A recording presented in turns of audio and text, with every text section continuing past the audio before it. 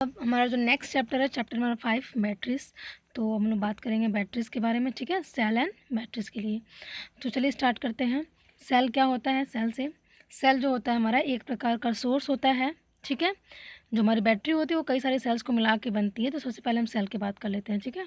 तो जो सेल होता है वो क्या होता है? एक प्रकार का सोर्स होता है जो केमिकल एनर्जी को किस में कन्वर्ट करता है? इलेक्ट्रिकल एनर्जी में, ठीक है। सेल एक प्रकार का सोर्स होता है जो केमिकल एनर्जी को इलेक्ट्रिकल एनर्जी में कन्वर्ट करता है, ठीक है। और सेल जो होता है चार्जिंग कंडीशन में ये इलेक्ट्रिकल एनर्जी को केमिकल एनर्जी में कन्वर्ट करता है, ठीक है। ध्यान रखिएगा, चार्जिंग कंडीशन में सेल जो है इलेक्ट्रिकल एनर्जी को केमिकल एनर्जी में कन्वर्ट करता है, जबकि डिस्चार्जिंग कंडीशन में क्या करता है? केमिकल एनर्जी को इलेक्ट्रिकल एनर्जी में कन्वर्ट करता है, ठीक है। चार्जिंग कंडीशन में सेल इलेक्ट्रिकल एनर्जी को केमिकल एनर्जी में कन्वर्ट कर देता है, और जैसे डिस्चार्ज होता है वैसे वो क्या करता है? अपने फॉर्म में आता है, यानी कि केमिकल एनर्जी को इलेक्ट्रिकल एनर्जी में कन्वर्ट कर देता है। तो सेल जो है वो एनर्जी को केमिकल एनर्जी के रूप में स्टोर करता है। सेल अपने अंदर जो एनर्जी स्टोर करता है वो केमिकल एनर्जी के रूप में स्टोर करता है, ठीक है। तो जो सेल हमारा होते हैं वो बेसिकली दो प्रकार के होते हैं, एक होते हैं प्राइमरी सेल और सेकेंडरी सेल, ठीक है। प्राथमिक सेल जिसको बोलते हैं और द्वितीयक सेल जिसको बोलते हैं, ठीक है।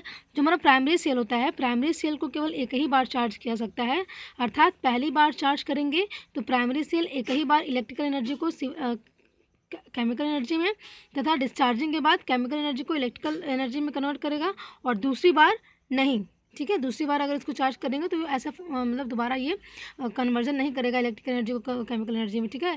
कहने का मतलब ये है कि जो हमारा प्राइमरी सेल जो होते हैं, जो प्राइमरी सेल होते हैं वो क्या होते हैं? उन्हें हम एक ही बार यूज कर सकते हैं, ठीक है। जैसे अगर हम प्राइमरी सेल को कहीं भी किसी चीज़ में लगाए हैं अगर किसी सर्किट में, तो इलेक्ट्रिकल वो क्या सबसे पहले क्या करेगा?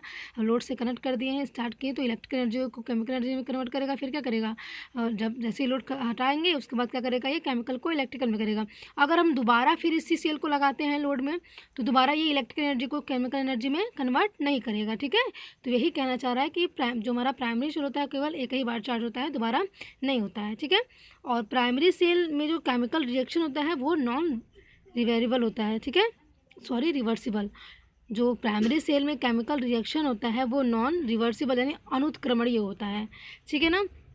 सेकेंडरी सेल जो प्राइमरी सेल होती है वो क्या होती है? नॉन रिवर्सिबल होती है यानी अनुत्क्रमणीय होती है, ठीक है, जब इसका केमिकल रिएक्शन हम कर देते हैं तो, ठीक। तो हमारे जो इस चीज़ को ध्यान रखिएगा, प्राइमरी सेल बेसिकली जो होते हैं वो क्या होते हैं कि इन्हें दोबारा हम चार्ज नहीं कर सकते हैं, इलेक्ट्रिकल एनर्जी को केमिकल एनर्जी में कन्वर्ट करता है।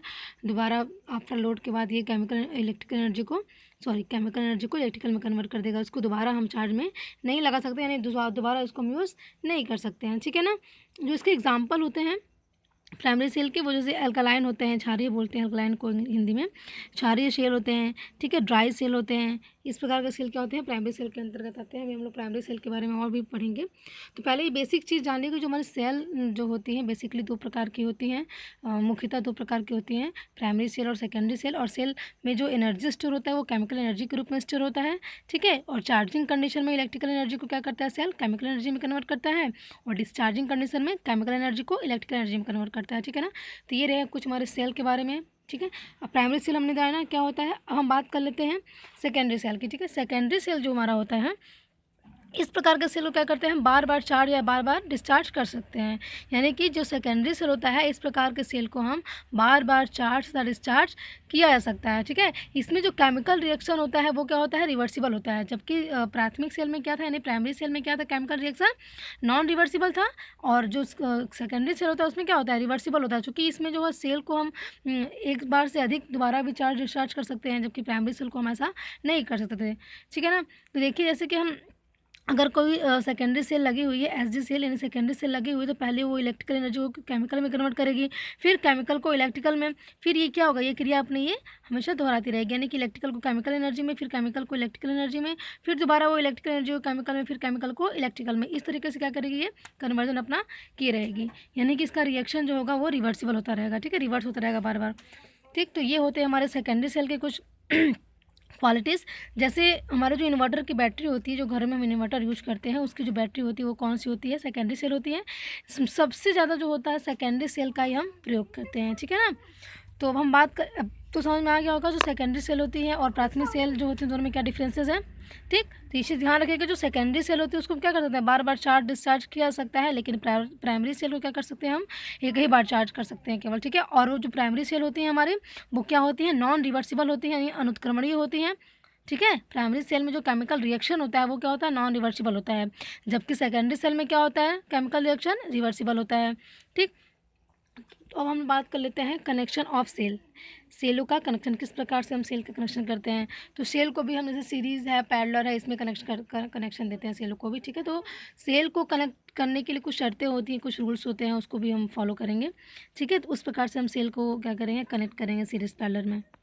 जो हमारा कनेक्शन ऑफ सेल होता है, जैसे कि कई सारे यदि हम सेल को, ठीक है, यदि सेल को, कई सारे सेल्स को यदि हम सीरीज़ में या पैरेलल में कनेक्ट करें, ठीक है, यदि सेल्स को हम सीरीज़ में या पैरेलल में कनेक्ट करें, तो उस कंडीशन में कई सेल का जो कनेक्शन होता है, ठीक है, उसे हम क्या कहते हैं, बैटरी कहते हैं। ठीक है, कई सारे सेल्स का जो कनेक्शन होता है सीरीज या पैरेलल में, उसको क्या कहते हैं, बैटरी कहते हैं। ठीक, तो सेल का कनेक्शन जो होता है दो प्रकार से हम कर सकते हैं, एक होता है सीरीज कनेक्शन होता है और एक पैरेलल कनेक्शन होता है।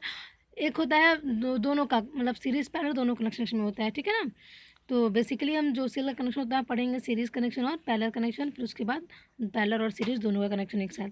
ठीक है ना, तो चलिए अब हम बात कर लेते हैं नेक्स्ट। ये है आप लोग का सीरीज कनेक्शन ऑफ बैटरी। ठीक है, बैटरी का सीरीज कनेक्शन किस प्रकार से होता है, देखिए इस डायग्राम में। देखिए ये आप लोग को ऐसे पता होगा, जो हमारा ये छोटा वाला जो सिरा होता है, ये क्या टर्मिनल जो होता है वो क्या होता है, नेगेटिव होता है। बड़ा वाला टर्मिनल जो होता है पॉजिटिव होता है। ठीक है, positive negative, negative positive, negative positive, इस तरीके से करके हम बैटरी का कनेक्शन करते हैं।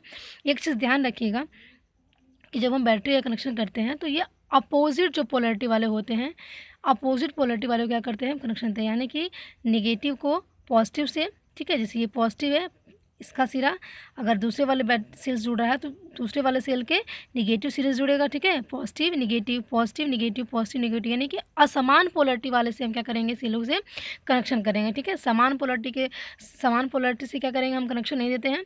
ठीक है, दे सकते हैं, लेकिन उसमें क्या होता है, अगर समान पोलैरिटी से हम कनेक्शन देंगे तो हमारा जो रिजल्टेंट वोल्टेज होता है वो क्या होता है, कम होने लग जाता है। ठीक है, इसलिए हम क्या कहते हैं कि अनइक्वली पोलैरिटी यानी असमान पोलैरिटी वालों से क्या करेंगे, हम सेलो से इसका कनेक्शन दे देते हैं। ठीक है, इन सीरीज़ में क्या होता है, देखिए इस प्रकार से कनेक्शन दिए। आपको जैसे कि पता है कि सीरीज़ में क्या होते हैं, वोल्टेज हमारे असमान होते हैं। देखिए जो आर आई है, यानी कि इस वाले बैटरी के E1 E2 E3 E4 battery, EN type की बैटरी, कई सारी बैटरी लगी हुई हैं, कई सारे सेल लगे हुए हैं। उन सेलों का इंटरनल रजिस्टेंस स्मॉल आर आई जो है, ये इंटरनल रेजिस्टेंस है। इन सभी का इंटरनल रेजिस्टेंस क्या है, आर आई है। ठीक है, टोटल वोल्टेज क्या है, यहाँ पे भी है। ये हमारा जो रेजिस्टेंस है, बाहरी रेजिस्टेंस दिया गया है। ठीक है, ये क्या है, इंटरनल रेजिस्टेंस, और ये हमारा टोटल रेजिस्टेंस आर है। ठीक है, तो इस प्रकार से हम कनेक्शन किसी बैटरी का सीरीज़ में कर लेते हैं।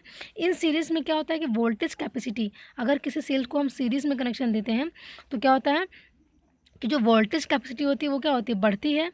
ठीक, अपोजिट पोलैरिटी जो होती है वो कनेक्ट होती है इसमें, और करंट क्या होता है, सेम होता है। चूँकि सीरीज़ में क्या होता है, करंट सेम होता है, तो इसमें भी करंट सेम होगा। ठीक, अब हमें ये निकालना है कितनी करंट फ्लो हो रही है इस सेल में। ठीक है, अगर इस सेल में निकालना हो, इस बैटरी में, कि इस प्रकार के कनेक्शन में अगर हमको करंट का मान फाइंड आउट करना, तो किस प्रकार से करेंगे, नॉर्मल ही सिंपल है। टोटल वोल्टेज हमारा जो होता है VT बराबर, पहले तो बात कर लेंगे टोटल वोल्टेज की, तो जो VT हमारा होगा इसमें क्या होगा, टोटल वोल्टेज क्या होगा, N × E। टोटल हमारा जो इसमें वोल्टेज है E1 E2 E3 इस प्रकार से EN तक लगा हुआ है, तो हम EN यानी कि N × E कर लेंगे। यहाँ से हमारा टोटल वोल्टेज निकल के आ जाएगा, और total internal resistance R dash बराबर क्या हो जाएगा, N × R, जितने भी यहाँ लगे रहेंगे। ठीक है, मल्टीप्लिकेशन कर लेंगे। और सेल के कनेक्शन का जो रेजिस्टेंस, ये जो R है, सेल के कनेक्शन का क्या है, इंटरनल रेजिस्टेंस है। ठीक है, और टोटल सर्किट रेजिस्टेंस यानी RT, ये जो क्या है, ये RT है, जो ये वाला RT। ठीक है, ये क्या है, टोटल सर्किट रेजिस्टेंस है। RT इक्वल टू क्या हो जाएगा, जो हमारा इंटरनल रेजिस्टेंस रहेगा, और प्लस क्या हो जाएगा, जो बाहरी का जो हमारा रेजिस्टेंस हो जाएगा सीरीज सर्किट का। ठीक, वो मिला करके टोटल रेजिस्टेंस हम निकाल लेंगे। RT बराबर NR + R।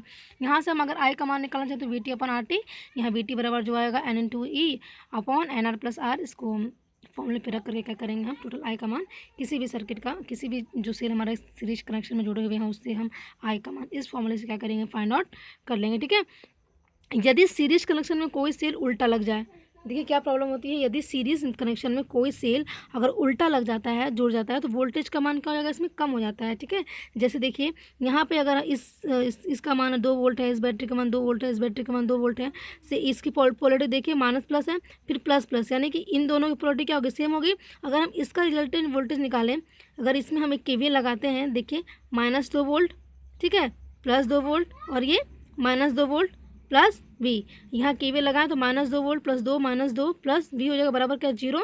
यहाँ से V का मान कितना आ जाएगा, 2 वोल्ट आ जाएगा।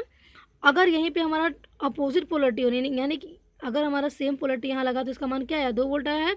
और यही हमारा क्या होता है, यहाँ माइनस होता, तो यहाँ पे क्या होता, ये माइनस होता तो -2 कितना होता, माइनस जो पक्षांतर करते तो V बराबर कितना आता, 6 आता है। यानी कि अगर हम पोलैरिटी समान नहीं करते, अपोजिट पोलैरिटी में करते इसको, तो V का मान क्या था, 6 वोल्ट आता। ठीक है, अगर सही से जुड़ा होता तो यहाँ क्या है, सेम पोलैरिटी में जुड़ गया है, तो यहाँ पे क्या हो, टोटल वोल्टेज हमारा है 2 वोल्ट, यानी कि रिजल्टेंट वोल्टेज जो हमारा हो जाता है वो क्या होता है, कम हो जाता है। ठीक है, वोल्टेज का मान कम हो जाता है, इसलिए हम क्या करते हैं, असमान पोलैरिटी वाले को क्या करते हैं, कनेक्शन देते हैं सीरीज में। ठीक, और जो कि पैरेलल में क्या होता है, पैरेलल में ऐसा नहीं होता, पैरेलल में हम क्या करेंगे, समान पोलैरिटी वाले को ही कनेक्ट करते हैं। ठीक है, तो जी कंक्लूजन देख लीजिए क्या होता है कि जो सीरीज़ में हमारे अगर बैटरी कनेक्टेड है, तो प्रत्येक सेल को अपोजिट पोलैरिटी कनेक्ट होना चाहिए। ठीक है, प्रत्येक सेल का अपोजिट पोलैरिटी कनेक्ट होना चाहिए, और प्रत्येक सेल का एम्पियर आवर कैपेसिटी क्या होती है, सेम होनी चाहिए। ठीक है, अभी हम बताएंगे एम्पियर आवर कैपेसिटी क्या होती है। ठीक है, Q = IT, और Q = क्या होगा, एम्पियर। I को हम एम्पियर में मेजर करेंगे, अगर T को हम घंटे में मेजर कर रहे हैं तो उसके लिए बराबर क्या हो जाएगा, एम्पियर आवर बोलेंगे इसको, Q = एम्पियर आवर। चूँकि बैटरी में केमिकल एनर्जी स्टोर होती है, ठीक है, अर्थात केमिकल एनर्जी क्या होती है, चार्ज के रूप में स्टोर होती है।